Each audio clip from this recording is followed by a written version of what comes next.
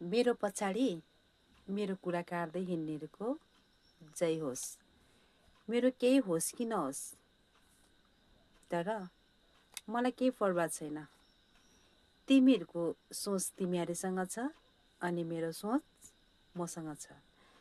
तिमीहरूको जस्तो कुरालाई त खाकथु गर्दै हिँड्ने हो, लाइफमा अगाडि बढ्ने हो। कुरा बुझ्यो नि?